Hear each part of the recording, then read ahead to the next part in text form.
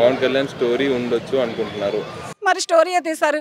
అటువంటి కారణ జన్మలు సినిమాలు స్టోరీలు కాదు, ఏం చేసినా సరే తీరదది.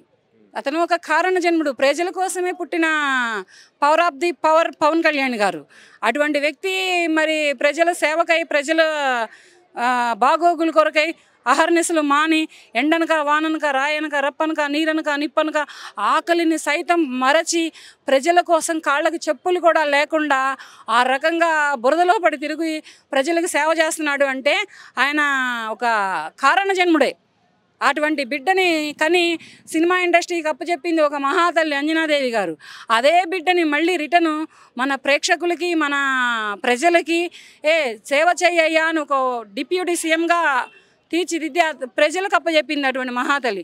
ఆ తల్లి ఎంతో పుణ్యం చేసుకుంటే కనుక ఇటువంటి కారణ జన్ముడు అనే ఒక పవన్ కళ్యాణ్ గారు మన రాష్ట్రానికి, మన దేశానికి, మన ఇండియా దేశంలో మన తెలుగు రాష్ట్రాలకి దొరికిన వరం, ఒక గిఫ్ట్ అది. ఆ గిఫ్ట్ని ఎంత భద్రంగా చూసుకుంటే అంత భద్రమైనటువంటి ఇటువంటి సినిమాలన్నీ కూడా వస్తూ ఉంటాయి అన్నమాట.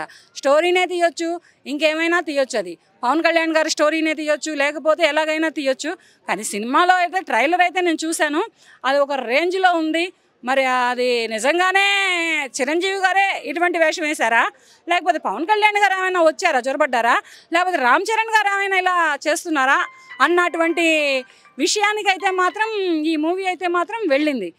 చూద్దాం. ప్రస్తుతానికి ఇప్పుడు రేపు సంక్రాంతి బరిలో ఉంది కదా, నేను కూడా ఎప్పుడు వస్తుందా అని కళ్ళల్లో ఒత్తిలేసుకొని కళ్ళని ఇలా పతికాయలు చేసుకొని మరీ చూస్తున్నాను. మూవీ రేపే రిలీజ్ అవుతుందా, లేకపోతే ఇవాళ నైట్కి రిలీజ్ అవుతుందా అన్నంత కుతూహలంగా, అంత ఎనర్జీగా నేను కూడా ఎదురు చూస్తున్నాను అనమాట.